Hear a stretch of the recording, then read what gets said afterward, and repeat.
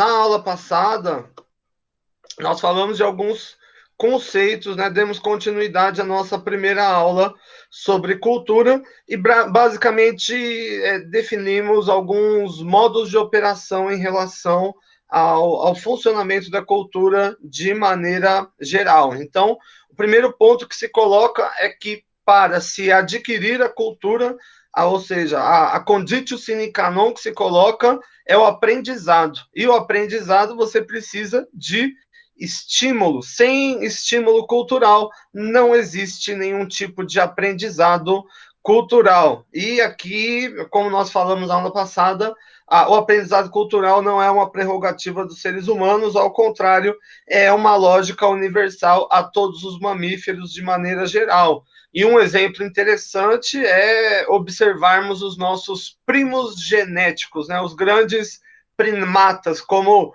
bonobos, chimpanzés, orangotangos, gibões e gorilas. Todos eles têm culturas sofisticadas e níveis de transmissão cultural auferidos pela literatura antropológica e primatológica. Bom, o segundo ponto, então, se a cultura ela é aprendida, ela é também compartilhada. Ou seja, nenhum indivíduo faz sozinho cultura, precisa de dois ou mais indivíduos trocando artefatos culturais entre si. O terceiro ponto é que essa transmissão cultural ela é baseada em símbolos, símbolos vocálicos, símbolos escritos. Aliás, através dos símbolos nós acumulamos cultura. Como, por exemplo, uma televisão. Alguém descobriu como faz e não precisa descobrir novamente. Ele deixa um registro simbólico e outra pessoa consegue reproduzir a partir daquele registro simbólico, se evidentemente ele dominar os símbolos, ok? A cultura ela é integrada, dito de outra forma, uma mudança cultural tende a ocasionar outras mudanças culturais. Um exemplo interessante, enfim, a gente vai falar disso em alguma medida na aula de hoje, é a questão da Covid-19, que promoveu mudanças das mais diversas, tanto no âmbito não só da saúde, né? Infelizmente, o número de vidas ceifadas é absurdo, né? Estamos nos aproximando de 1 milhão, enfim, e mais de 1/8 desse volume é só no nosso país, né? Infelizmente, nós deixamos chegar a isso, né? Infelizmente, né? Era evitável, né? Existem países muito maiores do que o nosso e que tiveram desempenho muito superior, digo no que diz respeito a preservar vidas humanas, né? Que é o que importa. Para nós, o que importa é salvar vidas humanas. A cultura ela é dinâmica, ela está sempre em movimento, sempre em curso. Um exemplo interessante é a moda, aquilo que saiu da moda hoje se torna moda novamente mais tarde, e toda cultura gera subculturas que são substratos culturais menores, ao ponto, evidentemente, de serem identificados como um grupo, mas que não rechaçam ou deixam de compartilhar dos valores e do modus operandi geral do grupo dominante, ok? Bom, na aula de hoje nós vamos falar do modelo cilíndrico de cultura. Esse modelo ele vai entender o seguinte, que a cultura vai concordar com todos os fatores que nós dissemos até agora, que ela é dinâmica, que ela é integrada, mas ela vai dar nome aos bois, por assim dizer, ou seja, vai definir quais são as partes da cultura, não só definir o modus operandi, mas definir também o que compõe a cultura em sentido estricto. Bom, esse modelo ele vai trabalhar com 4 escopos de variáveis, sendo o primeiro o meio ambiente, o segundo a infraestrutura, o terceiro a estrutura social e, por fim, a superestrutura. Então, acho que o ponto mais interessante, antes de nós aplicarmos o modelo, é compreender cada uma dessas estruturas. E é o que eu vou dedicar essa primeira parte da aula. Então, primeiro, meio ambiente. Respondam para mim, quando vocês ouvem a palavra meio ambiente, o que vem à mente? Seria basicamente natureza em si, toda aquela construção rural, a gente pode colocar. Não, legal, gostei. Natureza. E o que tem na natureza, Vinícius? Fala todas as coisas que você imaginar que tem lá na natureza. Ah, seria água, tipo rios, florestas, planícies, montanhas, a vegetação, os animais, bastante coisa, na verdade. Isso, é isso mesmo, não tem pegadinha aqui não, é isso mesmo. A gente pode considerar meio ambiente todo o conjunto de variáveis abióticas, ou seja, tudo aquilo que não é vivo, como você falou aqui, a planície, ela não é viva exatamente, o rio, ele não é vivo, ou ainda o clima, o ar, e também variáveis bióticas, ou seja, tudo aquilo que é vida, a fauna, a flora, os animais, os vírus, os protozoários, etc, etc. E a gente pode dizer o seguinte, que em larga medida o meio ambiente vai definir o nosso estilo de vida. Por exemplo, frio ou calor, o que é melhor?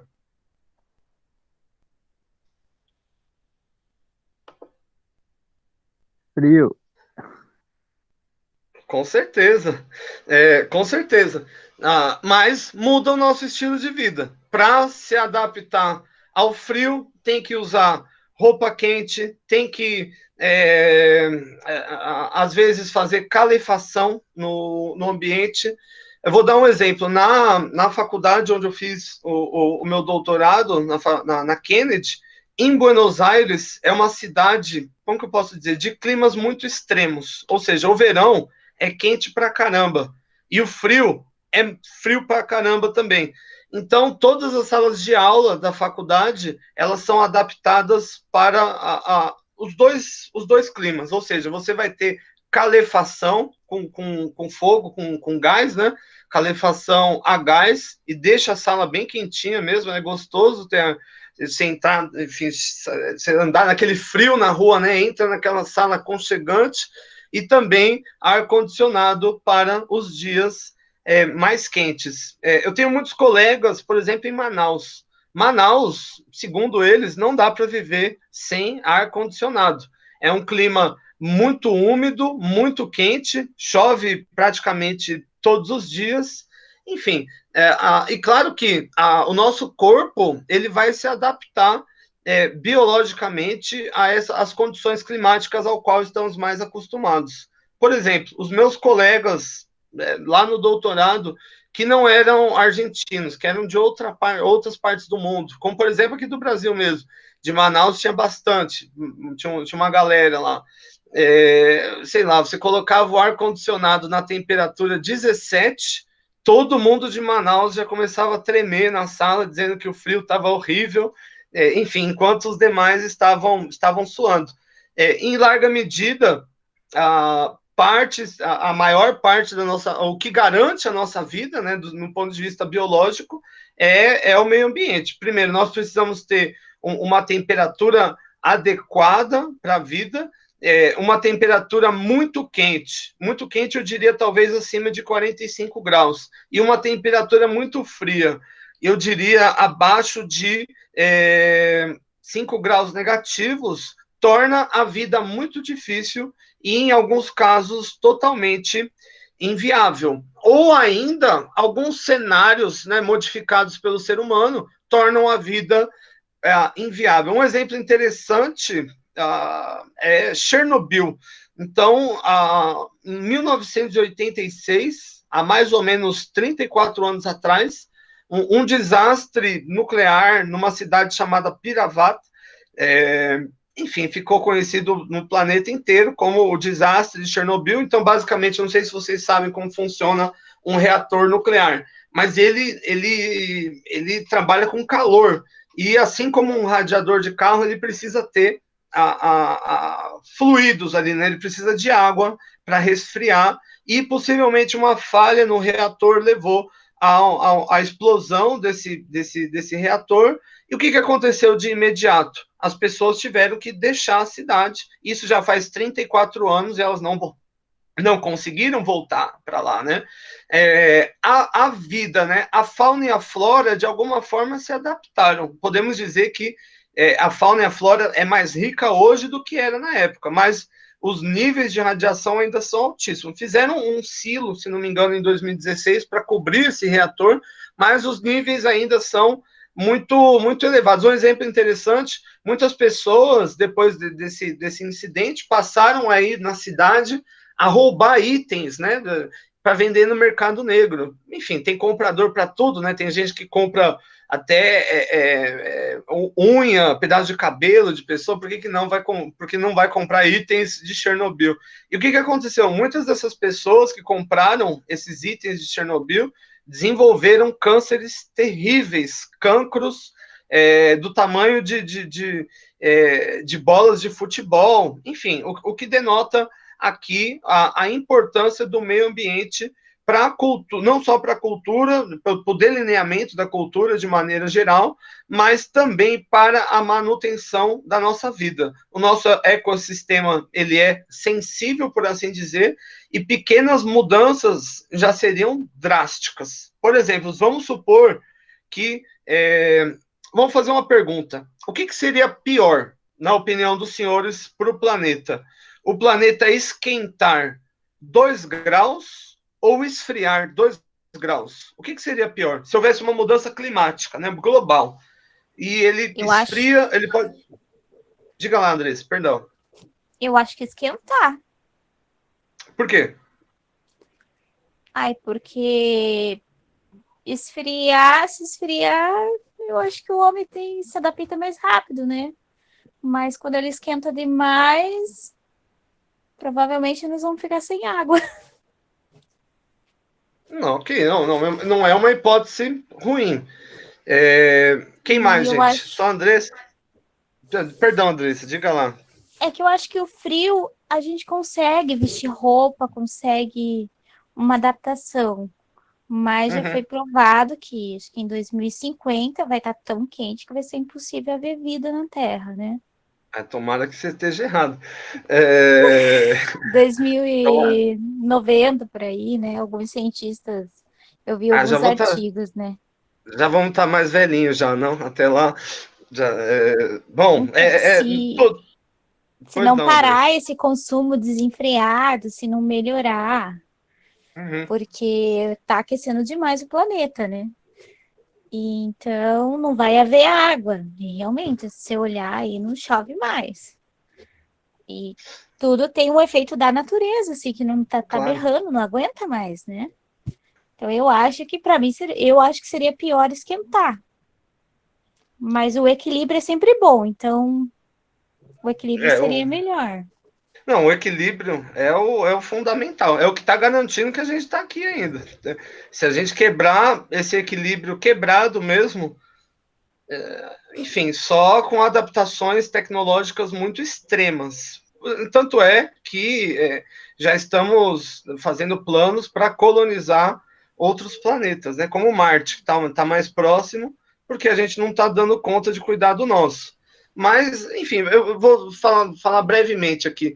O nosso planeta ele já passou por ambas as situações. Ele já esquentou muito mais do que ele é hoje e ele já esfriou muito mais do que ele é hoje.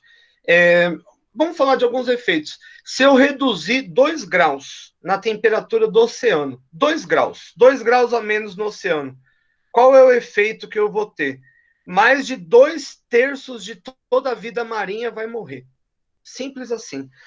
Por quê? Porque eu tenho menos plâncton, menos algas, os peixes não conseguem se adaptar a esse tipo de temperatura. Além disso, 2 graus a menos tende a reduzir em 40% o nível das produções agrárias em todo o planeta. Ou seja, são 40% a menos de alimento. 2 graus a menos, cai também a pecuária e cai todos os níveis produtivos. 2 graus a menos é uma grande desgraça. Agora, 2 graus a mais também não vai ser uma grande bênção. vai aumentar a produção agrícola, aumenta a quantidade de plânctons, aumentando assim a quantidade de oxigênio, o que seria bom para o meio ambiente, mas, por um outro lado, pode promover, por exemplo, o derretimento de calotas polares, ou ainda fenômenos climáticos extremos, como nós vimos, eu acho que na última década, como tsunamis, como tornados. Claro que, de alguma forma, o nosso país ele é blindado, eu não sei pelo quê, mas, enfim, que desastres terríveis acabam se resbalando para outro lado, a gente também é atingido, mas tanto um cenário quanto o outro seria terrível. É difícil nós discutirmos, né? Qual seria o pior? Para mim, talvez seja esfriar. Os momentos de prosperidade humana ao longo da história se deram nos momentos mais quentes, como, por exemplo, o auge do Egito Antigo, ou ainda, eu não sei se vocês conhecem um lugar chamado Groenlândia, é o maior país de gelo, né, do mundo.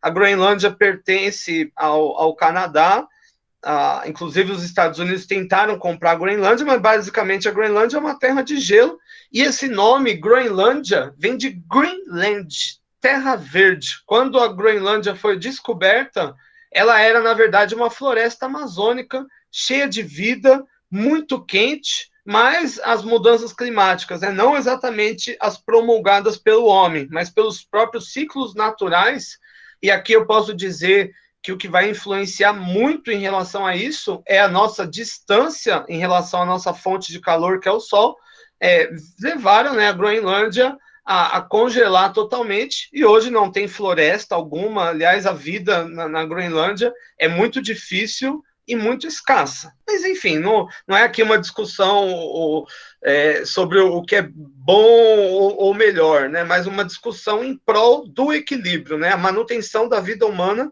ela é muito delicada. E, enfim, evidentemente, nós, os seres humanos, são os únicos animais culturais que conseguem se adaptar a praticamente qualquer tipo de clima, mas a partir do momento que nós colocamos em xeque o nosso próprio ambiente, nós colocamos em xeque também a nossa fonte de subsistência. Enfim, então, o primeiro ponto, fechado. Todo mundo entendeu o que é meio ambiente. Conjunto de variáveis bióticas, ou seja, tudo aquilo que é vivo, conjunto de variáveis abióticas, tudo aquilo que não é vivo e que vão influenciar tanto o nosso estilo de vida como a nossa própria sobrevivência. Então, a gravidade, a nossa distância em relação ao Sol. Por exemplo, imagine que a Lua ela se descola do planeta e sai voando em órbita pelo universo. O que aconteceria com o nosso planeta se nós não tivéssemos uma Lua?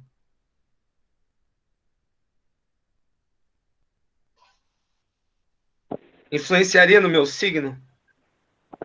As noites seriam escuras, né? Ou não teriam, né? Ia ser uma doideira. Primeiro, que os mares iam ficar completamente malucos. Malucos que eu digo, tsunami para todos os lados possíveis.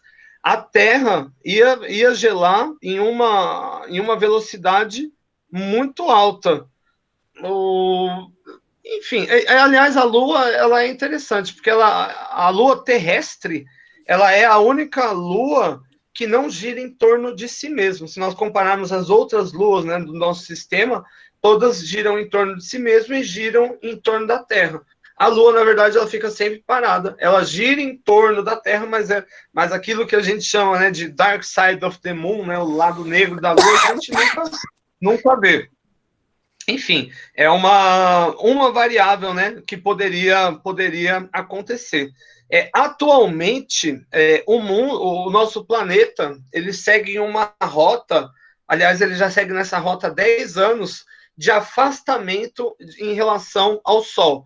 Isso tende a reduzir a temperatura do planeta. Contudo, em nível interno, existem ações antropomórficas, ou seja, dos seres humanos, que podem influenciar a elevação da temperatura. Enfim, então, existem hoje cientistas climáticos que plantam cenários catastróficos relacionados ao superaquecimento do planeta. Aliás, a hipótese de Gaia, plantada na década de 70 por Lowe, ia nesse sentido, e Lowe recentemente que eu digo há uns 5 anos atrás, disse que nada do que ele falou se corroborou, e outros cientistas plantam um futuro igualmente catastrófico, onde a Terra vai, por vários motivos, né, considerando aqui a distância do Sol, sobretudo, vir a resfriar, o que é deletério em todo caso. Enfim, como nós falamos de previsão, futurologia, é muito difícil, né? Nós trabalharmos com variáveis independentes para tentar prever o futuro. E geralmente isso não dá tão certo quanto a gente imagina. Senão a gente preveria todas as coisas que fizeram mal para a gente nos últimos anos, como, por exemplo, ataques terroristas, vírus mortais, né, como o H1N1 e agora a Covid-19, crises no mercado, né, como foi a crise de 2008, enfim, todos fenômenos aí indubitavelmente influentes em relação ao nosso estilo de vida, à nossa cultura, e que nós não fomos capazes de prever. Então, eu não, apesar de ser cientista, eu não coloco fé em nenhum tipo de previsão, ao menos, evidentemente, que elas pareçam bem convincentes. Bom, enfim, isso é meio ambiente. O segundo nível da nossa estrutura é o que nós chamamos de infraestrutura. E a infraestrutura, tentando dar uma definição simples, é tudo que envolve relação econômica da sociedade. Ou seja, tudo que envolve produção, distribuição e assimilação de valores. Então, por exemplo, produzir um alface. Vendi um alface. Vou lá, a assimilação de valores. Aquele quintal aonde eu planto o alface já é a minha infraestrutura. Além de bens e serviços e mercadorias. Como, por exemplo, uma fábrica de cerâmica, o artesanato, a pesca, o tráfico de mercadorias, a prostituição, as escolas, as faculdades, os laboratórios, as pesquisas, as farmácias, tudo que envolve esses 3 pontos, tudo que envolve dinheiro, por assim dizer, produção, distribuição e assimilação de valor, pode ser considerado como uma infraestrutura. Agora vamos colocar uma relação entre esses 2 níveis, infraestrutura e meio ambiente. Pergunto para vocês, gente, o meio ambiente, de alguma forma, pode afetar o mundo dos negócios, o mundo da produção, o mundo do dinheiro? É possível que o meio ambiente afete o mundo da produção, o mundo do dinheiro? Sim, porque se a natureza não produz, o agropecuário ele não vai ter exportação e importação de produtos, que afeta a economia, alimentação e vários outros setores, por consequência. Perfeito, Vinícius. É isso mesmo. Então, imagine, por exemplo, que eu e o Vinícius somos madeireiros. E essa é a nossa infraestrutura, ok? E nós cortamos toda a madeira que existe no Brasil. E ganhamos muito dinheiro com isso. Consequentemente, produzimos uma mudança ambiental e aqui inexorável. Se nós, por exemplo, devastarmos a Amazônia, ela se torna um deserto. Porque o que garante a frutividade e o excesso de umidade naquele lugar, justamente é o excesso de matéria orgânica derivada das folhas. As folhas vão caindo no solo, né, vão formando aquelas superfícies. Você tem ali um ambiente muito fértil. A partir do momento que eu eliminar isso, se torna um deserto. E, consequentemente, o Vinícius e eu já não poderemos mais sermos cortadores de madeira. A gente vai ter que mudar a nossa atividade econômica. Um outro exemplo foi o desastre de Mariana e de Brumadinho. Eu acho que deve estar bem fresco ainda na cabeça de vocês, porque faz pouco tempo, mas basicamente era enfim, era a Vale, né? Era uma mineradora criada por Getúlio Vargas na década de 30, com o nome Vale do Rio Doce, e que posteriormente foi privatizada e recebeu apenas o nome de Vale. O que aconteceu em Brumadinho e Mariana? Eu não sei se vocês sabem, mas quando você vai extrair o minério, ele não tá fácil, assim, sabe? Numa caixa, assim, escrito minério. Ele tá misturado com várias outras coisas, e essas várias outras coisas são dejetos, né? Dejetos, e esses dejetos, eles são tóxicos, né? Que eles vão contemplar, por exemplo, níveis muito elevados de mercúrio. E em Mariana e Brumadinho, eles estavam fazendo o método era de esqueci o nome, mas eu acho que é amontante, que é um método que já está em desuso por conta da falta de segurança involucrado, mas é um método mais barato, e o grande objetivo das mineradoras é obter o maior lucro. Enfim, e o que aconteceu? Em um determinado período, eles tiveram um relatório que a barragem ia estourar, e aqui eles calcularam os custos e os benefícios. Eles poderiam investir para aquilo não acontecer, porém, eles iam gastar muito mais do que se a barragem estourasse. Dito de outra forma, os danos econômicos para a empresa seriam menores caso a barragem estourasse do que eles, enfim, consertarem aquela coisa toda que eles fizeram. E eles optaram em deixar a barragem estourar. Enfim, podem falar o que for, mas foi exatamente isso que aconteceu. Eu chamaria de genocídio. Outros vão dar outros nomes. Aliás, existe inclusive uma denúncia no Tribunal de Haia por crime de genocídio relacionado a esse caso, mas o fato é, a barragem estourou, tanto em Mariana como em Brumadinho. E percebam que, o que houve a partir daí? Uma mudança radical do meio ambiente. Mariana e Brumadinho, por exemplo, eram cidades históricas e turísticas.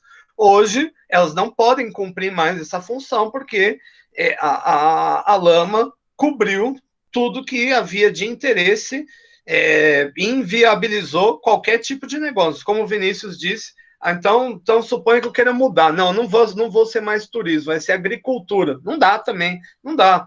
Pesca, a comunidade ribeirinha. Não dá também, o peixe está contaminado de mercúrio, e mercúrio, como a gente bem sabe, ele permanece mais de 10 anos na corrente sanguínea, causa mudanças no padrão de metilação do DNA, que podem se reverter na forma de cânceres, enfim, é totalmente deletério para a saúde. Então, perceba que quando nós falamos dessas duas circunstâncias, quando nós falamos desses dois grupos, né, meio ambiente e infraestrutura, existe uma relação que é simbiótica e interdependente entre essas duas variáveis, em maior ou menor medida. Um exemplo é sorvete. Sorvete, para eu vender, precisa estar calor lá na praia. Quem vai vender sorvete, por exemplo, na Groenlândia? A partir do momento que o Brasil, por exemplo, as praias brasileiras esfriarem 30 graus abaixo de zero, ninguém mais compra sorvete, e o turismo, inclusive, se torna inviável. Então, a gente pode dizer o seguinte, que em muitas circunstâncias, as ações humanas, através da infraestrutura, através da produção de valores, pode afetar o meio ambiente, da mesma forma que as mudanças ambientais, sejam aquelas naturais ou ainda aquelas veiculadas ao homem, né, sobretudo as atividades econômicas, também podem afetar o mundo dos negócios. Entenderam como essas duas variáveis estão casadas, mais ou menos?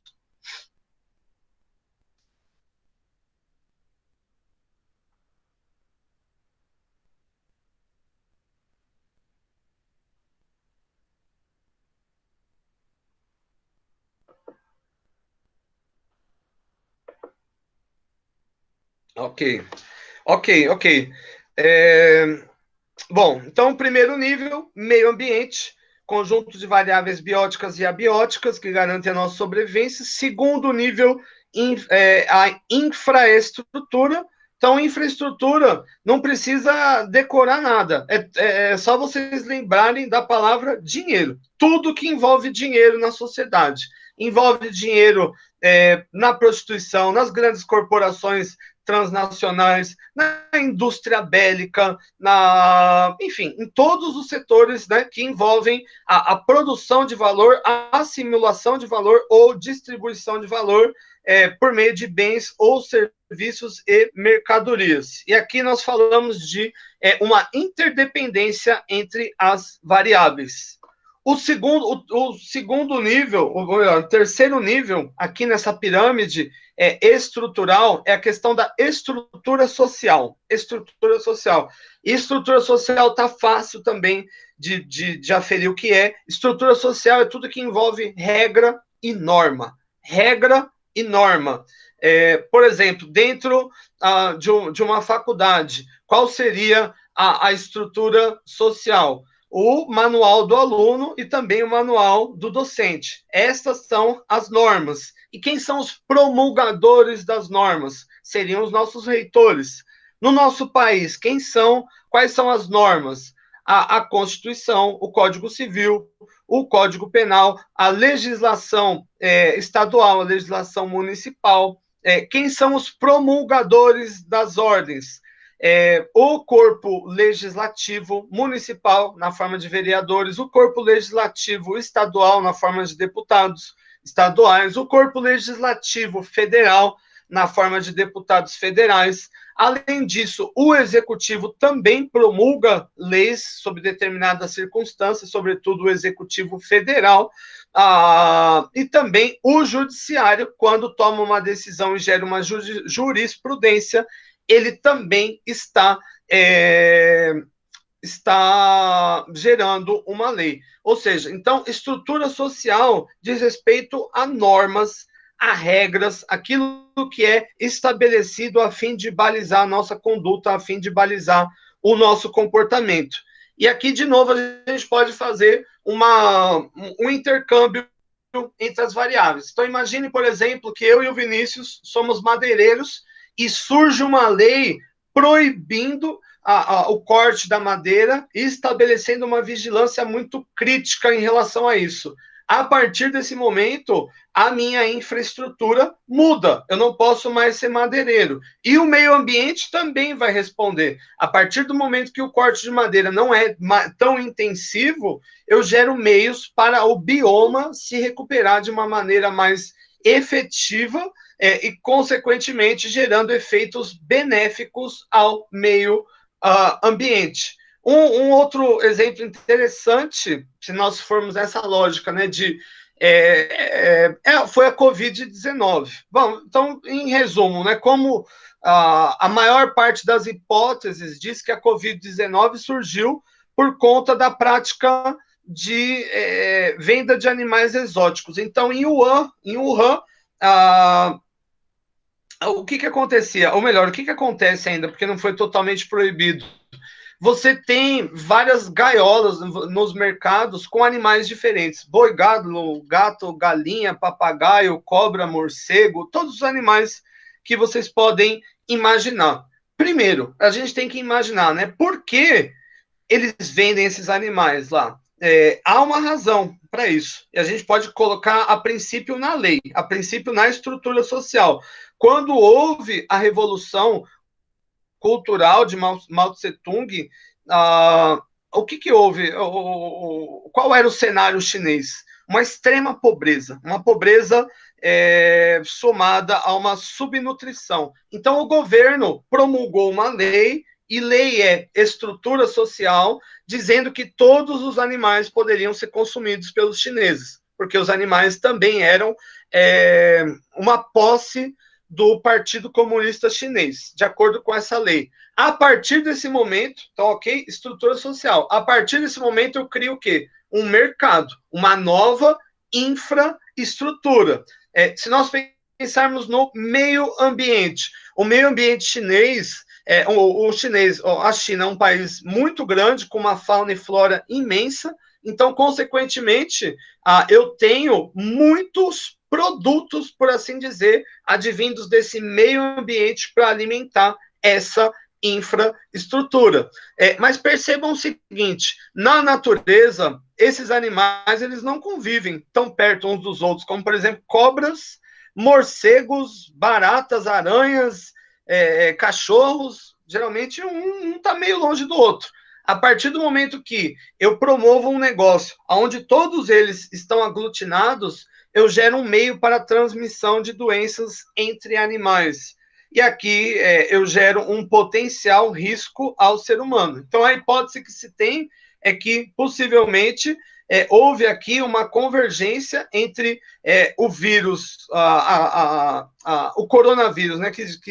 Enfim, já existiam outras variedades de coronavírus, mas o coronavírus mais comum, humano, teria sido transmitido possivelmente a uma cobra e também a um morcego, e posteriormente readquirido por uma pessoa. E aqui nós adquirimos um vírus muito brutal. O vírus, uma variável ambiental, surge porque, a estrutura social diz que pode haver um comércio relacionado a animais, e a partir desse momento que eu outorgo, né, que esse comércio é lícito, surge uma infraestrutura. Perceba que está tudo amarrado, né? A partir do momento que a China detecta a nova variedade do coronavírus, a estrutura social, ou seja, o nível governamental, passa a reger medidas mais extremas, como medidas de isolamento social. Mais de 700 milhões de chineses foram literalmente trancafiados em casa, hospitais de campanha foram construídos em uma semana, enfim, medidas muito extremas. E, consequentemente, eles, em larga medida, conseguiram rapidamente conter a Covid-19. Até o momento, contabiliza-se menos de 5 mil mortes por Covid-19 na China. Esse é mais ou menos o saldo que a gente tem em 2, 3 dias aqui no Brasil, com o ritmo atual, né, de contágio da doença. Então, percebem aqui como os níveis vão se relacionar. O meio ambiente e o vírus é uma variável ambiental. O vírus possivelmente não teria surgido se o comércio de animais exóticos não fosse legal. E o comércio de animais exóticos foi legal porque a estrutura social, ou seja, as normas, outorgaram que poderia ser legal. E a partir desse momento eu criei uma base para que isso ocorresse. Se nós olharmos, por exemplo, para o caso do desastre de Mariana, de novo, você tem o meio ambiente, que são aqueles minerais cobiçados, você tem a infraestrutura, que é a base mineradora, e você tem a estrutura social, que são as leis que vão legislar em relação à prática da mineração, e também toda a estrutura de fiscalização. Ao que parece, essa estrutura de fiscalização, ela foi, em parte, omissa, ou seja, eu tive, primeiro, uma ação coordenada da infraestrutura, não, vamos dar continuidade no negócio, mesmo que inseguro, porque isso vai garantir mais dinheiro, e dane-se as vidas humanas. Eu tive aqui uma omissão por parte da estrutura social, que é quem promulga as leis e tem que fiscalizar. Não sei se essa omissão foi interessada, ou seja, se deu na base de suborno, ou foi apenas desinteressada por mera falta de competência mesmo. Consequentemente, houve um desastre dentro da infraestrutura, ou seja, tudo foi por água abaixo, comprometendo o meio ambiente. E o meio ambiente, a gente pode dizer aqui, inclusive, as vidas humanas. E hoje, a legislação, nesse sentido, ela está em câmbio, mas é um câmbio muito, muito lento. Eu vou dar um outro exemplo mais perto. A questão do fumo, a lei antifumo. A lei antifumo é uma variável da estrutura social. Ela foi promulgada via medida provisória pelo Executivo no Brasil na época e depois aprovada pelo Congresso Nacional e pelo Senado. Ok? Uma lei dizendo o seguinte: não pode fumar em lugares fechados. Se nós pegarmos o eixo infraestrutural, a maioria dos lugares, né, voltados à prestação de bens ou serviços, podia fumar. A partir desse momento, todos esses estabelecimentos tiveram que se adequar. É muito raro, eu nunca mais vi ninguém fumando em lugar fechado. E antes da promulgação da lei, as pessoas fumavam, sei lá, no elevador, na sala de aula, em todos os lugares possíveis. Consequentemente, eu diminuí a quantidade de fumantes passivos e que, evidentemente, vinham a desenvolver uma série de doenças também deletérias relacionadas aos efeitos epigenéticos do cigarro, né, que são diversos. A gente está falando de mais de 5 mil substâncias tóxicas e algumas que não tem estudo algum na literatura, ou seja, a gente nem sabe se existe algum nível seguro para o consumo do cigarro. Mas o fato é, isso se reverberou no meio ambiente, e aqui o meio ambiente eu estou dizendo na saúde das pessoas. As pessoas passaram a ficar menos doentes. E a partir do momento que as pessoas passaram a ficar menos doentes, elas passaram a recrutar menos a infraestrutura de saúde e também a saúde pública, que seria o nível da estrutura social. Bom, por fim, o último nível dessa pirâmide, e ao meu ver é o mais importante de todos, e talvez o mais difícil de explicar, seja o da superestrutura. A superestrutura diz respeito ao que as pessoas pensam, é o imaginário coletivo da sociedade, é aquilo que distingue uma sociedade das outras.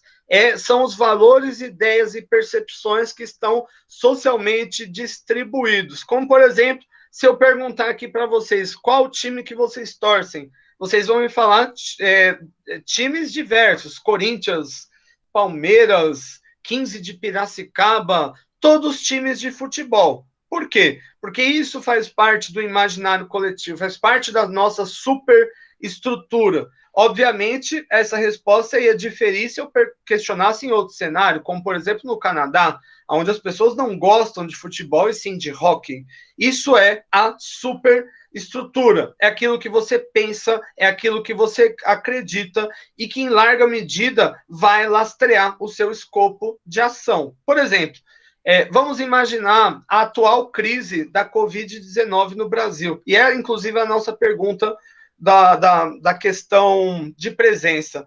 Por que o Brasil foi tão mal sucedido no combate à Covid-19? Por que hoje, possivelmente, a gente vai chegar no saldo de 110 mil mortes, enquanto a China teve menos de 5 mil, e outros países igualmente populosos, como, por exemplo, Bangladesh, Indonésia, tiveram números infinitamente menores? Nós podemos apontar várias razões, mas se nós formos falar, por exemplo, só da superestrutura, o fato, por exemplo, de eu entender o que é o vírus, já muda bastante. Se eu entendo muito bem o que é o vírus, a forma de transmissão, e o fato de que não existe nem vacina, nem remédio confiável, até existem alguns remédios, mas eles não chegam ao Brasil, como, por exemplo, interferon alfa 2B, não chega, muito raro, né? O Remdesivir, acho que é esse o nome, enfim, mas fora esses aí não existe nenhum tipo. A partir do momento que eu compreendo isso, eu mais facilmente vou me inclinar a comportamentos que me colocam menos em risco. Então, por exemplo, vou manter o isolamento social o máximo possível. O máximo possível é sair de casa apenas em situações importantes, não triviais. Por exemplo, não vou sair de casa para fazer uma caminhada na rua. Não, porque existe um risco, né, involucrado a isso e que não vai se compensar pelo ônus, né, pelo benefício que essa relação traz. Mas a partir do momento que eu tenho uma percepção equivocada do que é o vírus, encaro, por exemplo, o vírus como uma gripezinha, ou ainda como algo que não é deletério aos mais jovens, ou que não transmite, eu me coloco muito mais inclinado a um comportamento de risco. E aqui a gente se plasma até em atos comuns, como, por exemplo, o uso da máscara. Enfim, ele é obrigatório e foi uma mudança na estrutura social, mas nem precisava ser, na minha opinião.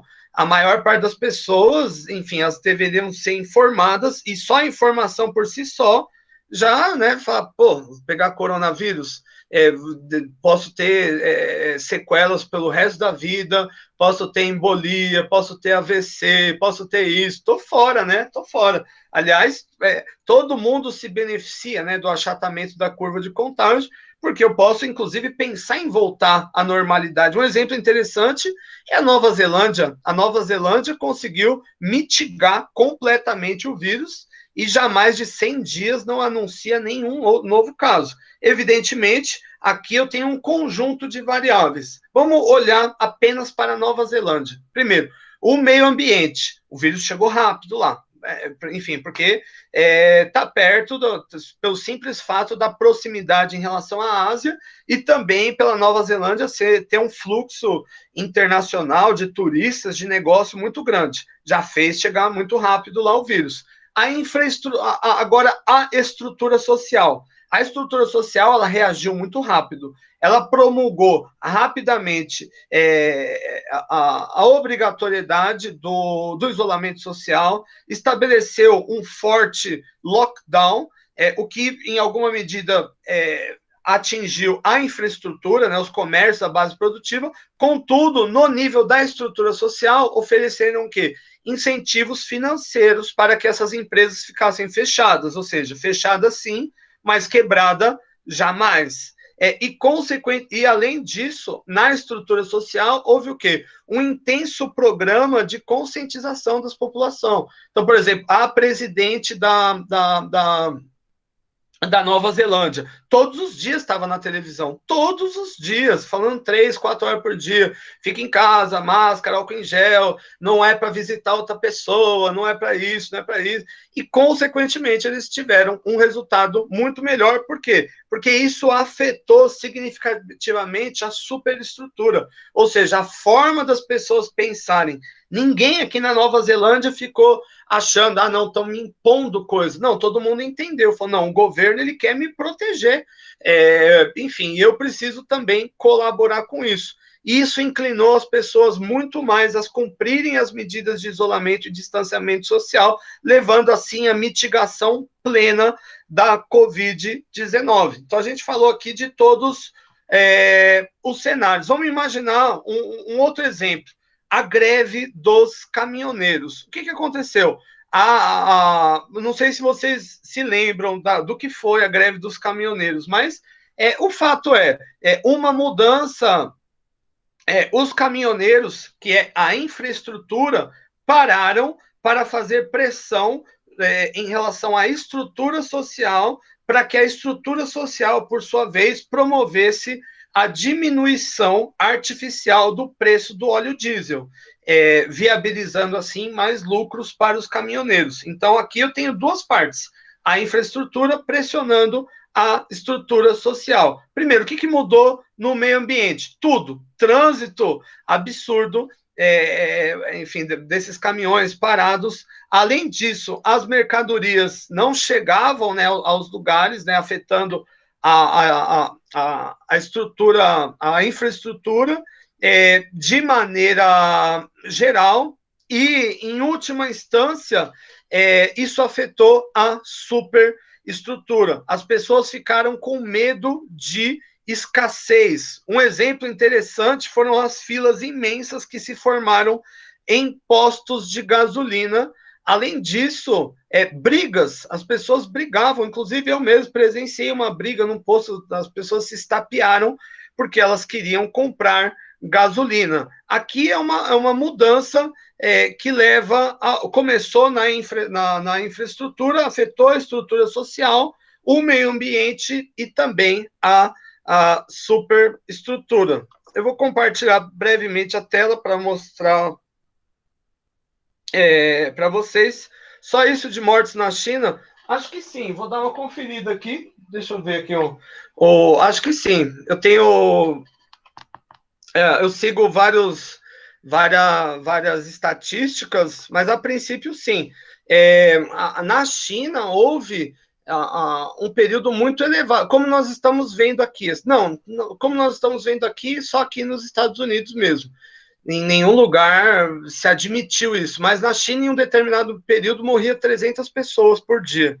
E, enfim, e isso levou ao número de 4 mil e pouco, aí eles conseguiram estancar e depois houve residuais, né? 12 mortes por dia, 10 por dia, etc, etc, até eles mitigarem. Agora, a China, ela é muito responsiva nesse sentido. Se eles detectam um caso em um determinado bairro, eu estou falando de um caso, eu não estou falando de 50 mil casos, de 20 mil casos, né, como a gente tem aqui em Curitiba. Eles fecham o bairro inteiro.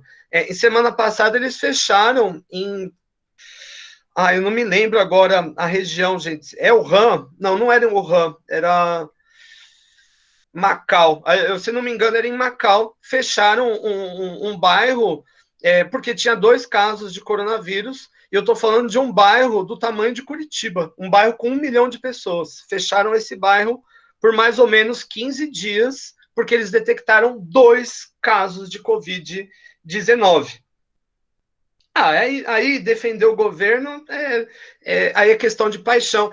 Defender o governo, Annelise, aí é questão da superestrutura. É como as pessoas pensam, né? Isso é defender o governo. O governo é uma estrutura social. Não estou dizendo que o governo é bom ou ruim, né? Eu também não é esse o meu serviço aqui.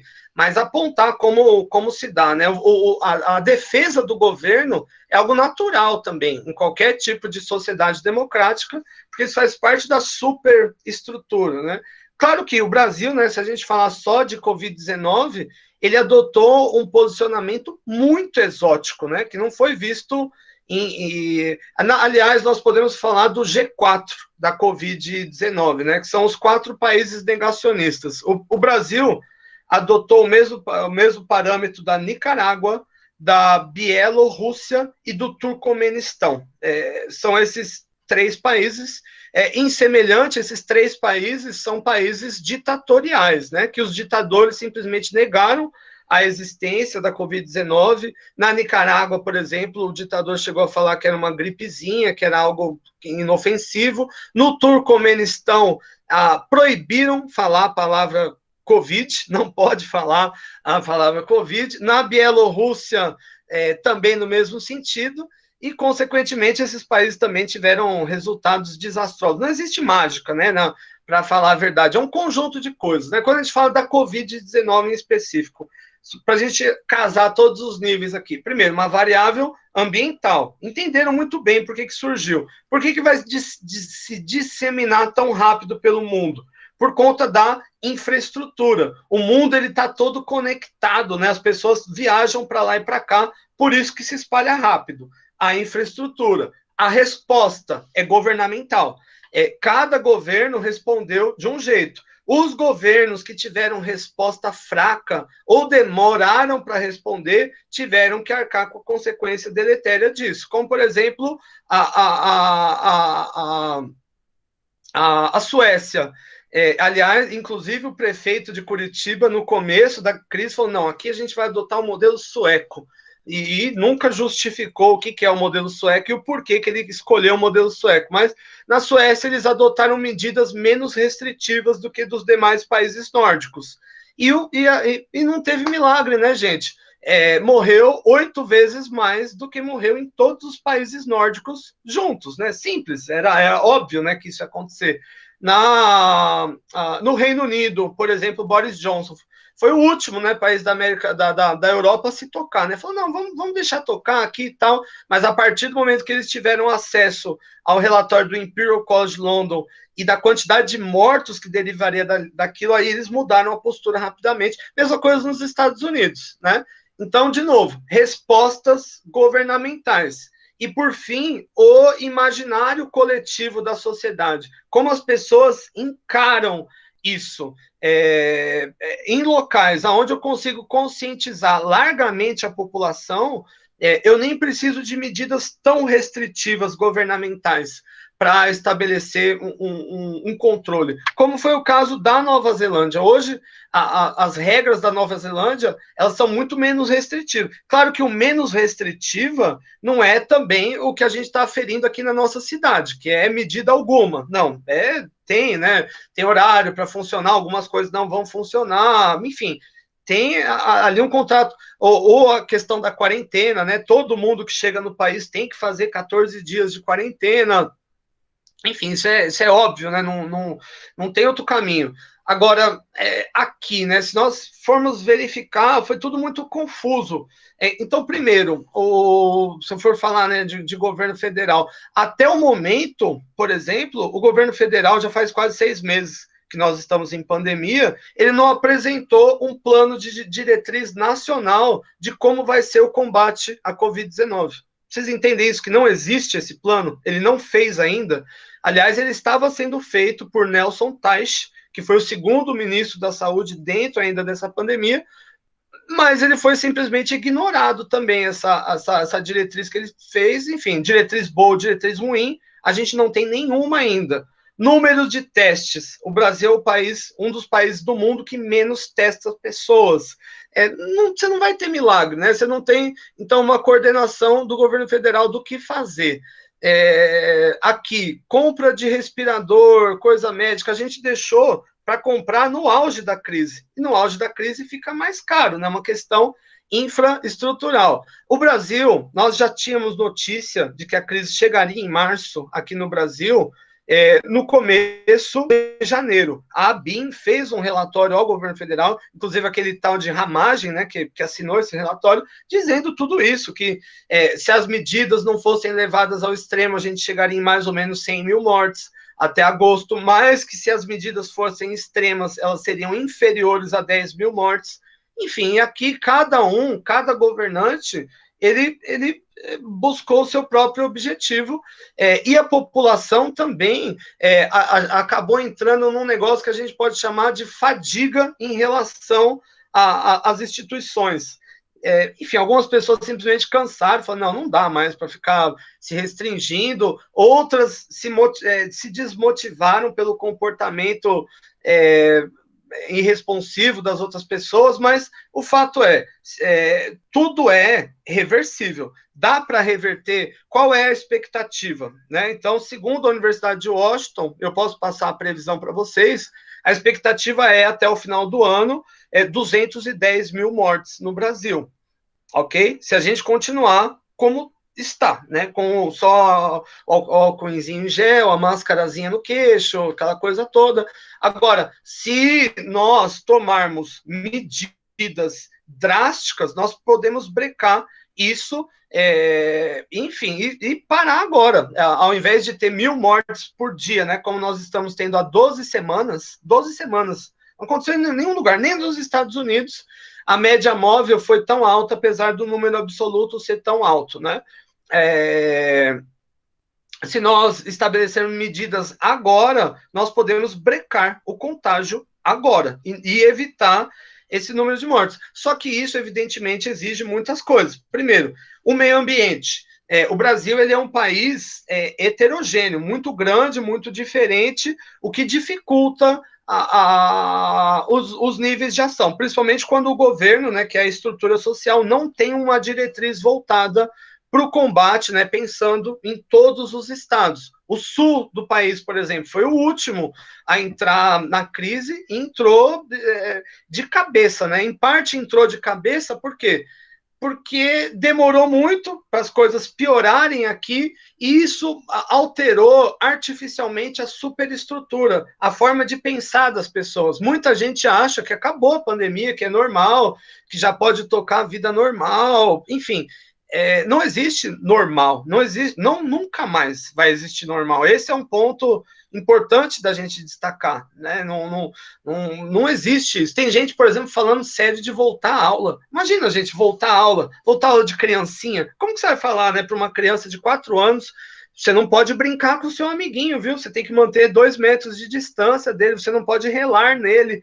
É difícil. Vocês não acham, gente? Eu acho muito difícil. Eu não consigo controlar a minha filha aqui em casa, as coisas que ela faz, que dirá um professor numa sala, sei lá, com 30 crianças, agora são 15, né? Tudo bem, vai conseguir. É difícil e é caro, né? Você tem que colocar acrílico em todas as mesas, as crianças têm que usar máscara, tem que usar shield, tem que usar luva, tem que usar também protetor de calçado, e todas essas medidas, elas são, na verdade, profiláticas, né? Nada é a solução, né? Então, aqui, né? Enfim, eu acho que eu desenhei um quadro muito ruim para você, mas não era. E o Lucas aqui, com certeza, se o adulto não entende, imagina a criança. Não, eu concordo de verde e amarelo com você, Lucas. Claro que cada um tem que pesar, né? O ônus e o bônus da própria vida, mas a disseminação de uma pandemia, ela é, sobretudo, a falta de coordenação, tanto do governo como da sociedade. Porque aqui todo mundo, eu posso falar, não, eu quero que se foda, eu não pego isso aí. Mas você pode estar contaminado e passar para outras pessoas. O uso da máscara, por exemplo, a grande função não é você não só não contrair, mas, sobretudo, você não passar para as outras pessoas. E é tão simples, é a medida tosca, né? Colocar uma máscara é simples, né? Enfim, eu vejo, né? É que eu quase não saio de casa mesmo, mas as poucas vezes que eu saio, eu vejo as pessoas usando aqui no queixo, acho que tipo um sutiã de queixo, né? Aqui no gogó, na cabeça, enfim, né? A gente tem que pensar. Eu gostaria que os níveis de contágio voltassem rápido e eu queria voltar à vida normal. Queria poder ver a minha família, queria dar aula, sabe, para vocês na sala de aula. Isso ia ser muito mais divertido do que na live. Por isso que eu, de alguma forma, eu tenho contribuído. Só saio de casa por medidas muito extremas mesmo, enfim, e tento não pegar coronavírus e não passar para os demais. Mas é um negócio, aqui é muito claro, né? O caminho é isolamento social, distanciamento social, medidas profiláticas e, sobretudo, testes. Tem que testar todas as pessoas. Tem 200 milhões de brasileiros, tem que testar todos eles, identificar quem está contaminado e separar essas pessoas, isolar essas pessoas. Foi o que fizeram no mundo inteiro, né? E deu certo. Cara, certo, nada vai dar até termos uma vacina, e, evidentemente, a vacina é muito provável que a imunidade que ela induza não seja permanente, dure 6 meses, como é a imunidade de quem contrai a Covid-19. Quem contrai a Covid-19 e se cura, vai ali adquirir uma imunidade momentânea, de mais ou menos uns 3 meses, e depois ela já pode se recontaminar, e é muito parecido com a malária. Quando a pessoa se recontamina, a segunda vez é muito pior do que a primeira. A probabilidade de óbito, a probabilidade de desenvolver, né, síndrome respiratória aguda grave e parar em respirador. E respirador é trash, gente, não é coisa simples. Eu conheço muita gente que ficou em respirador. Os relatos, eles são terríveis. Enfim, acho que eu não sei se eu acabei, acho que plantando muito medo, não é o objetivo, mas para a gente desenhar um quadro, né, das coisas, unindo essas variáveis. Professor. Oi, Renata. Eu tive em Palhoça domingo e... É Santa Catarina? Isso, faz muito tempo que eu não saio, que os meus filhos não saem de casa, e a gente foi até um representante para pegar mercadoria, que esse representante também está bem louco, não sai de casa, está com medo de tudo, e a gente acabou indo até lá. Aí, conversando com ele, ele falou, nossa, o Paraná tá feio, né? Vocês ainda estão com bastante restrição. Eu falei, sim, tá feio, mas eu acredito que no Paraná as pessoas estão tendo um pouco mais de consciência, pelo menos aqui na minha cidade, em Paranaguá, as pessoas parece que se voltaram para casinha, assim, então estão tendo essa consciência um pouco mais do que antes. Legal. E Aí a gente acabou passando em Balneário. Quando a gente foi entrar em Balneário, estava tendo aquela barreira sanitária. O guarda só perguntou, vocês são da onde? Daí a gente falou, de Paranaguá. Daí ele falou, nossa, são de Paranaguá? Eu falei, sim, lá tá bem contaminado, né? Eu falei, não tá contaminado, tá como em todos os lugares. Ah, não, então vocês têm que passar naquela tenda ali para tirar a temperatura. Aí nós entramos. Aí assim, a gente pensou, nossa, Balneário vai estar tudo fechado também, porque pela essa bagunça que tá aqui na entrada. Quando a gente começou a andar dentro do Balneário, tava totalmente barzinhos lotados, todo mundo sem máscara, aqueles camelódromos cheios de gente, todo mundo com a máscara no queixo. Aí eu pensei, nossa, eles estão com medo do Paraná, eles estão vivendo como se não houvesse amanhã aqui, e tá todo mundo saiu na rua desenfreado, todo mundo comendo em restaurante, todo mundo feliz da vida, e eles estão com medo do Paraná. Então, assim, o Paraná, por conta de toda essa restrição que está fazendo, está passando uma imagem tenebrosa lá fora, lá no sul, assim, em Santa Catarina. Eles estão achando que nós todos aqui estamos contaminados, eles estão com medo do paranaense, eles estão com medo que a gente vá até o ambiente deles. E eu vi que eles estão vivendo como se não houvesse amanhã. E parece que lá não está existindo contaminação, entende? Não, tá sim, tá acontecendo sim. Contaminação, aliás, tá em todo lugar, né? Mas eu concordo com isso, essa percepção distorcida. Enfim, claro que o Paraná, em sentido estricto, eu nem consigo ver, para falar a verdade, eu não consigo ver nenhuma região, para falar a verdade, do Brasil que está restritiva mesmo em relação às atividades. Aqui em Curitiba, por exemplo, quem está mandando nessa questão são as eleições. O que o prefeito aqui em Curitiba percebeu? Que vamos casar com o modelo, né, com a aula. Primeiro, a superestrutura. A maior parte da população curitibana, dos eleitores do Rafael Greca, não estão gostando das medidas restritivas. Por exemplo, os parques permaneceram fechados aqui em Curitiba durante 4 meses. E durante 4 meses eles estiveram lotados. Ou seja, as pessoas cometeram crimes deliberadamente. Quando você fecha um parque e você entra, é invasão. É que nem você pular na prefeitura vazia. É o mesmo crime. Mas aqui, enfim, então aqui houve um grande rechaço da população em relação às medidas restritivas.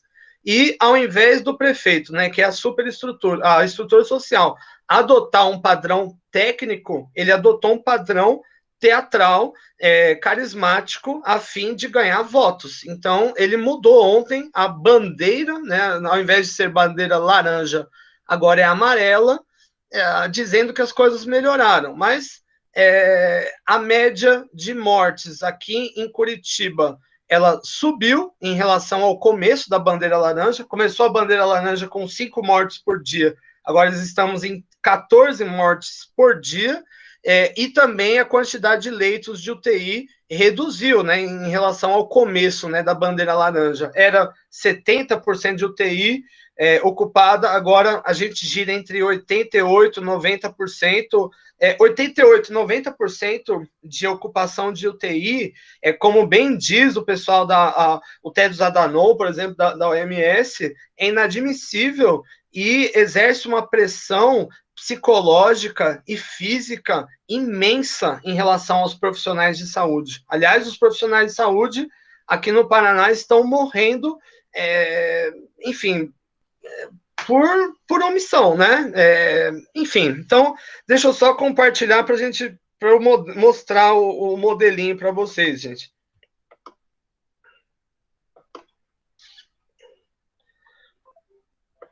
Eu fiquei muito tempo sem entrar no alvo aqui, agora ele parou.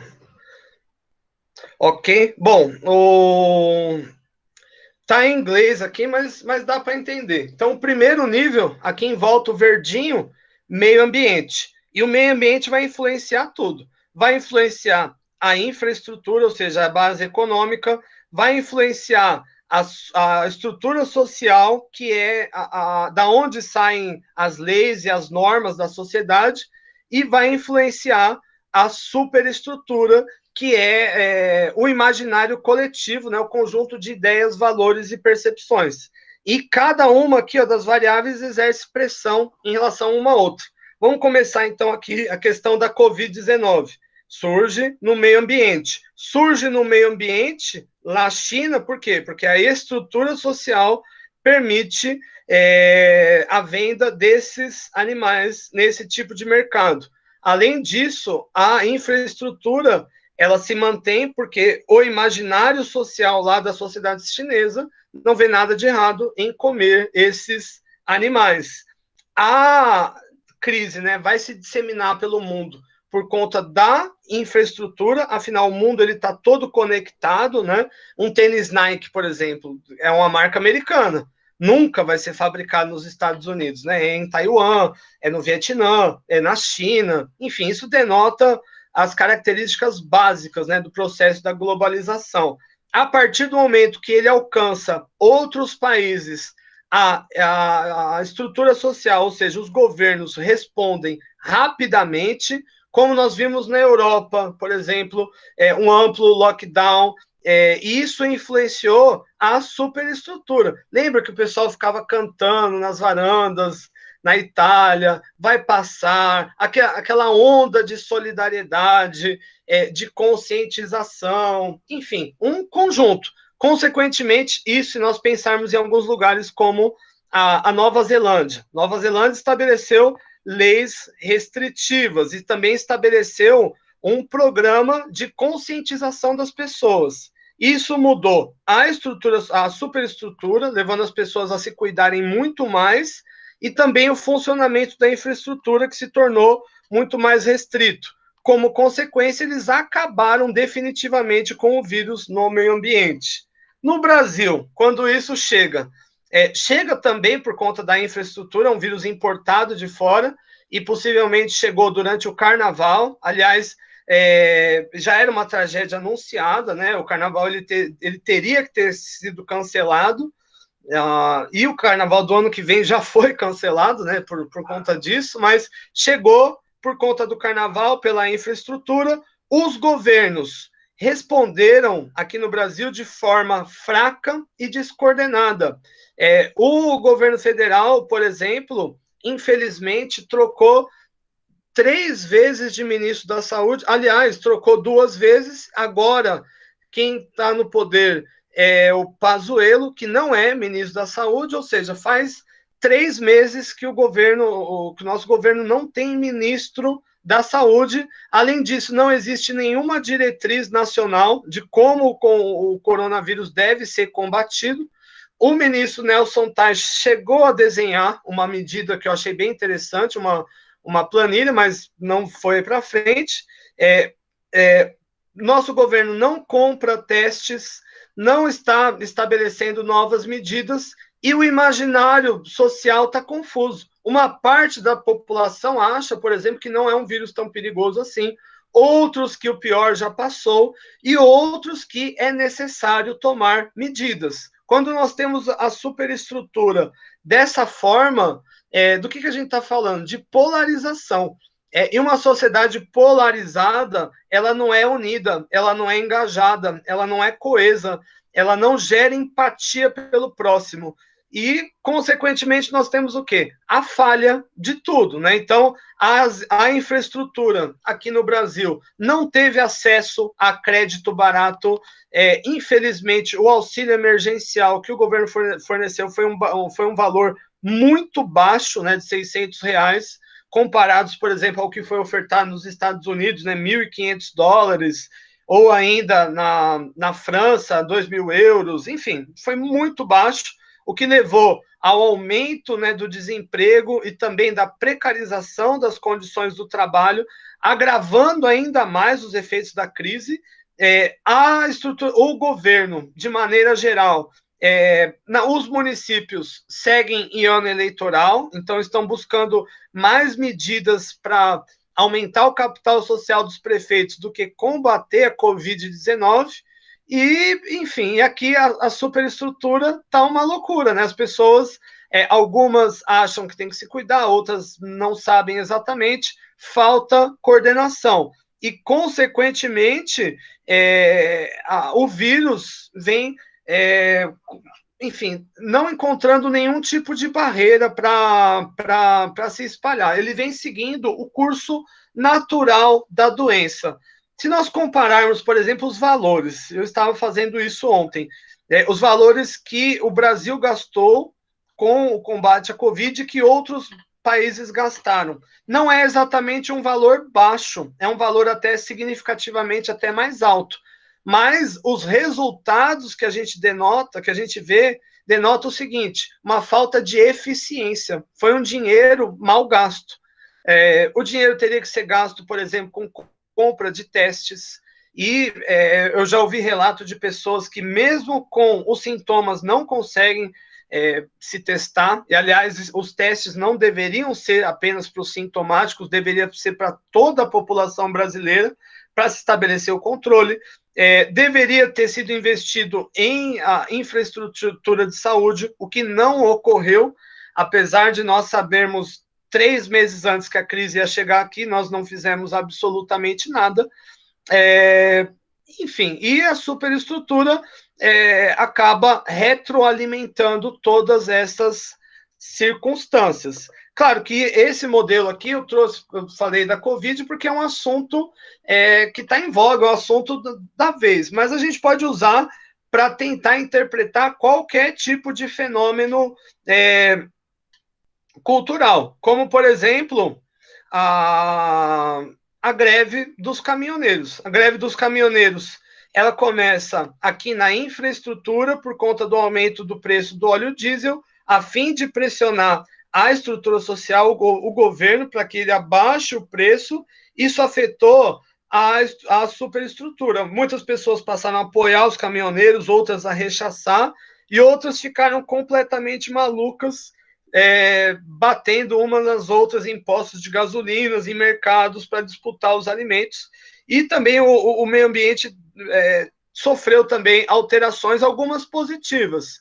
Aliás, se nós pensarmos, por exemplo, nos períodos de isolamento social que os países passaram, o meio ambiente respondeu muito bem. Em Veneza, por exemplo, os rios, pela primeira vez, se tornaram limpos, a poluição atmosférica reduziu significativamente, ou seja, as variáveis, elas estão todas interconectadas, ou seja, uma casada com a outra, e aqui os efeitos, eles são simbióticos e interdependentes, ou seja, uma mudança, por exemplo, no meio ambiente, como eu disse, por exemplo, no começo da aula, subir 2 graus a temperatura ou reduzir 2 graus a temperatura, afeta a infraestrutura, obriga a estrutura social a se modificar e afeta frontalmente também a superestrutura. E todas essas mudanças, elas vão se retroalimentar. Deixa eu dar uma lida aqui nas questões que o pessoal me mandou. Santa Catarina está disparado. A Mandirituba, as pessoas vão com sintomas e não são testadas, somente recebem um coquetel de medicamentos, só testam quando estão quase morrendo já. E o estranho é isso, um coquetel de medicamento. Que medicamento que a pessoa vai receber para tratar Covid-19? Bom, o que teria, por exemplo, seria interferon alfa 2B. Imagino que nem não está chegando, só se você é muito rico, né, para conseguir comprar esse tipo de medicamento. Agora estão dando vermífugo, estão dando cloroquina, né, que é remédio para malária e para doenças autoimunes.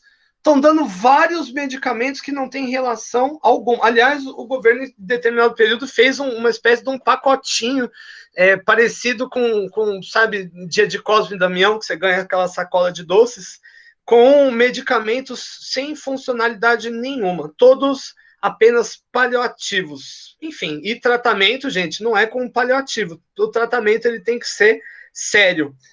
Além disso, quando você vai em um posto, né, se fosse sério o negócio aqui no Brasil, e você é detectado com Covid, tem que fazer o rastreio, tem que descobrir quem passou para você, para quem você pode passar. Só que a nossa realidade, por outro lado, ela é difícil, né? Se você falar, por exemplo, o cara pegou Covid, então isola o cara em um cômodo da casa, mas 30% dos domicílios do Brasil tem só um cômodo. né? É uma variável ambiental. Tem só um cômodo. Você vai isolar o cara onde? No telhado, né? Da casa dele. Enfim, aqui o que aconteceu foi o seguinte, gente, e muito claro, foi um payoff, né? Não estou falando só do governo federal, mas de todos os governos.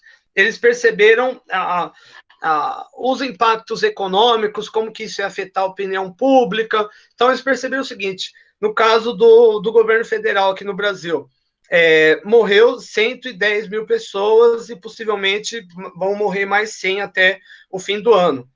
Se ele conseguir manter o auxílio emergencial, isso por si só já levanta a popularidade do presidente e blinda ele, por exemplo, de sofrer um processo de impeachment. Então, isso para ele é mais interessante, ao meu ver, que as pessoas morram e ele consiga ter verbas para pagar o auxílio e comprar essa aprovação pública. E aqui não é uma crítica, gente, o presidente poderia fazer, porque, evidentemente, essa crise não tem um único culpado, né? Se nós formos apontar, ao meu ver, aqui no Brasil, os prefeitos, eles têm culpa, os deputados, eles têm culpa, a polícia, por exemplo, aqui em Curitiba, tem culpa, as pessoas têm culpa, a culpa, ela é generalizada, né? Ela é como no nosso modelo, o meio ambiente tem a sua culpa, a infraestrutura tem a sua culpa, a estrutura social e também a superestrutura. Eu pergunto, gente, ficou claro para vocês esse modelo que eu trouxe aqui, dessas 4 variáveis do meio ambiente, infraestrutura, estrutura social e superestrutura?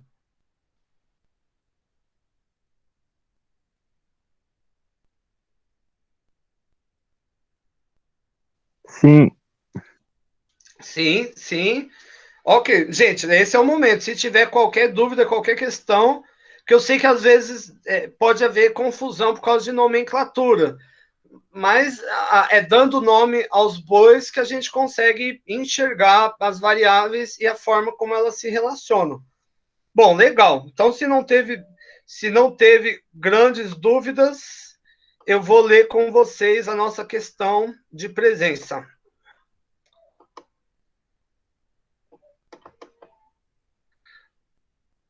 Gente, tô ouvindo o bebê chorando, acho que minha filha acordou.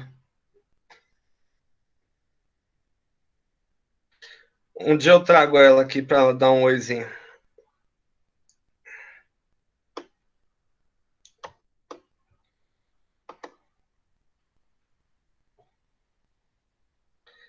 Já ok, já está transmitindo minha tela. Vamos lá, tentar responder o questionário. Vamos ver se o professor acerta. Lembrando que, gente, de novo, nessa questão não existe certo ou errado. Basicamente, todas as questões elas têm um ponto certo. O objetivo aqui é descobrir como vocês pensam, né? Estou fazendo o meu Datafolha. E também a gente trabalhar aqui com os conceitos que a gente aprendeu hoje. Então, né, nesse sentido, a Covid-19 trouxe uma série de desafios para o mundo contemporâneo, ceifou milhares de vidas inocentes e mudou o mundo como conhecemos hoje. Claro que a doença atingiu de maneira desigual os países. Nova Zelândia, por exemplo, conseguiu mitigar a contaminação comunitária e mais de 3 meses não registra novos casos. Aliás, um outro, só vou comentar com vocês, tem uma pesquisa que mostra que os países que são governados por mulheres, que as mulheres são presidentes, foram os países que tiveram melhor desempenho na questão do combate à Covid-19. Enfim, aqui a gente pode conjecturar algumas hipóteses. Ao meu ver, as mulheres, elas têm mais empatia pelas outras pessoas, ou melhor, conseguem desenvolver mais empatia mais facilmente pelas outras pessoas, e também tem mais, como que eu posso dizer, melhor desenvoltura para negociar, por assim dizer, sem se deixar ser cooptado, né, por interesses que não, ou que estão em jogo ali, né, no caso das vidas humanas. Esse é um ponto interessante. E, aliás, já existem vários outros estudos mostrando que quanto mais mulheres existem no jogo político, melhor fica a qualidade da política regulatória de forma geral. Então, se eu fosse dar um conselho para vocês, em eleições, lembre-se de votar em mulheres. Elas, ao meu ver, elas podem mudar o jogo melhor do que os homens. Bom, então, nesse sentido, e não entendam aqui nenhum tipo de preconceito de gênero contra homens, gente, pelo amor de Deus, é só minha opinião. E, enfim, também baseado em dados, né?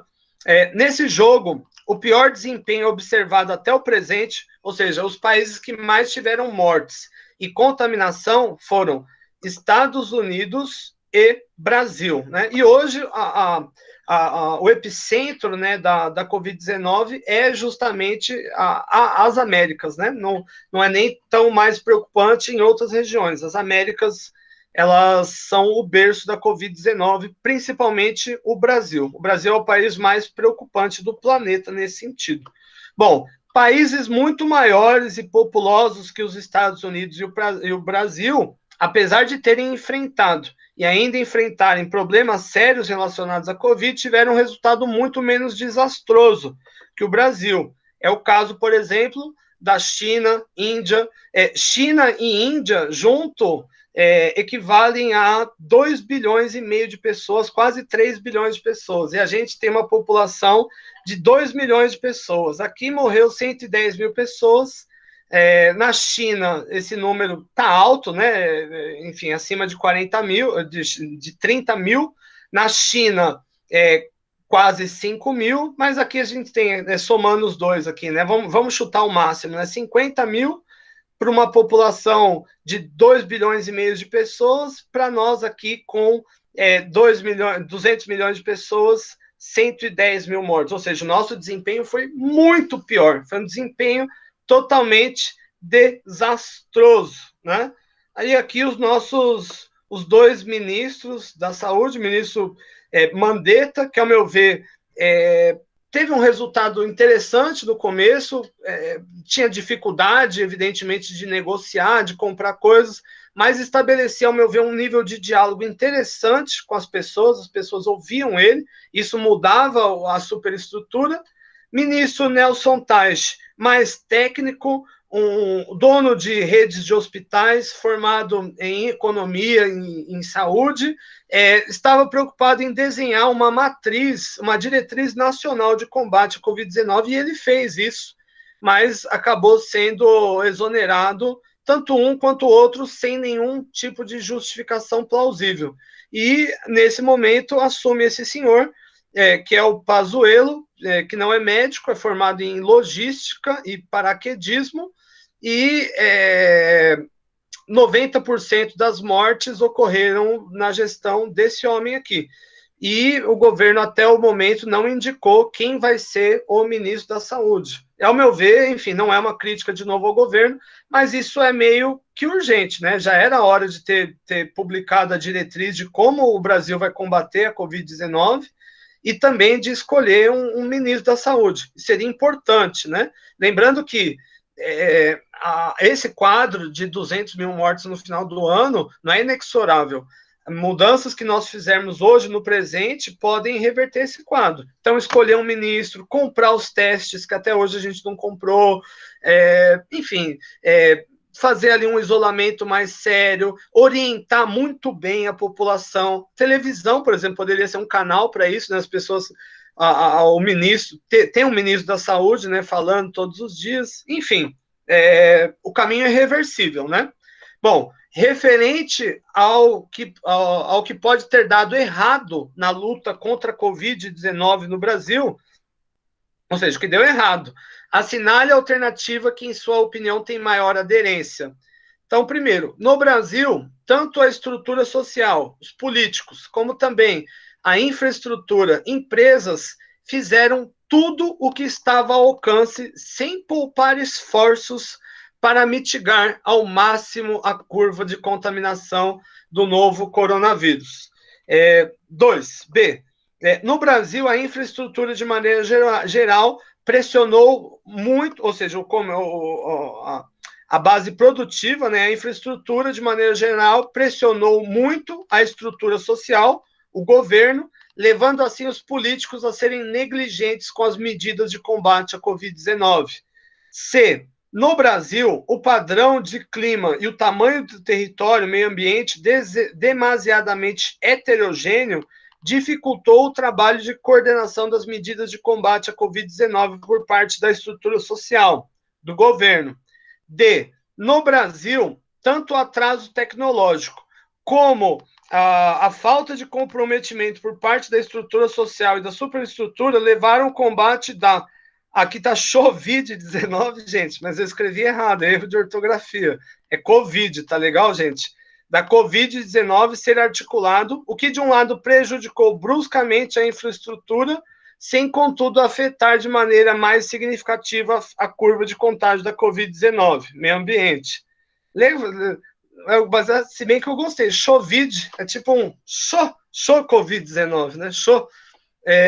E a superestrutura, o imaginário coletivo da sociedade se tornou parcialmente dividido, polarizado, com uma proporção de indivíduos que adotaram o isolamento e o distanciamento social ao máximo, com outra parcela da população que não teve tanto esmero na adoção das medidas. Aqui, ó, Annelise, no começo falaram que o clima influenciaria positivamente aqui no Brasil. Falaram, pois é, e sem, Annelise, sem nenhum tipo de prova empírica. No momento em que o governo anunciou que o clima beneficiaria o Brasil, o Equador passava por uma onda terrível de mortes, e o Equador é mais quente, né, do que o Brasil. Enfim, e hoje a gente sabe que essa variável climática, ela é quase que trivial, por assim dizer, né? Evidentemente que períodos de inverno, por exemplo, trazem consigo aquelas doenças respiratórias de sempre, o que tende a agravar mais, né, o nível de contágio e também a pressão em relação ao sistema público de saúde, mas nada daquilo, né, se confirmou, né? Nem que era gripezinha, nem aquela ideia ridícula, né, de contágio de rebanho, ou seja, que as pessoas elas iam contrair. Aliás, até teve... O governo federal chegou a falar, pelo menos mais de uma vez, que 70%, 80% da população contrairia Covid. Gente, se isso acontecer, se 80% da população pegar Covid, com a taxa de mortalidade atual, nós estamos falando de 3 milhões de mortos. É um massacre, é como se a gente estivesse num campo de concentração de Auschwitz, não é admissível isso, né? E nem traz nenhum tipo de benefício, né? Porque se você contrai, você não adquire imunidade permanente, pelo contrário, pode adquirir ainda uma série de sequelas, e os estudos estão comprovando isso, as sequelas deletérias à saúde. Enfim, e a Daiane entendendo que a pressão da infraestrutura gerou negligência da estrutura social. Aqui, veja bem, eu também me coloco, claro, né, do lado da infraestrutura. O subsídio que o governo ofereceu para as empresas foi praticamente nenhum, né? Ofereceu primeiro para os bancos ali, para eles poderem emprestar, mas os bancos não emprestaram para ninguém também. No final das contas, cada um começou a correr pelo seu. Então, hoje, por exemplo, aqui em Curitiba, o sindicato das escolas particulares pressiona para que o governo abra as escolas particulares. Gente, para que abrir uma escola particular de uma criança de 0 a 5 anos? O que tem de tão importante para ela aprender lá naquela escola, para ela correr o risco mortal de contrair Covid-19 e passar para as pessoas, né, dentro de casa, né? Para mim é injustificável, né? Para outras pessoas, né? E normal também, é uma questão da superestrutura. Claro, a mensalidade, o que denota que essas instituições não se adaptaram ao ensino remoto, né? Que é a lógica do momento. Tem que se adaptar ao ensino remoto. Se o cara está deixando de pagar a mensalidade para colocar o filho dele na escola pública, que também tem ensino remoto, é porque não está tendo diferença nesses dois modelos de ensino remoto. Enfim, as crises, né? Eu acabei envergando muito para esse assunto, mas as crises, elas aceleram as coisas, processos sociais que já estão em curso, como, por exemplo, a digitalização do mundo. Ela está indubitável, né, nesse momento. Enfim, gente, é isso. Alguma dúvida, alguma questão? Gostariam de fazer algum comentário? Digam lá, a voz é de vocês. Não, Angélica, tá tranquilo.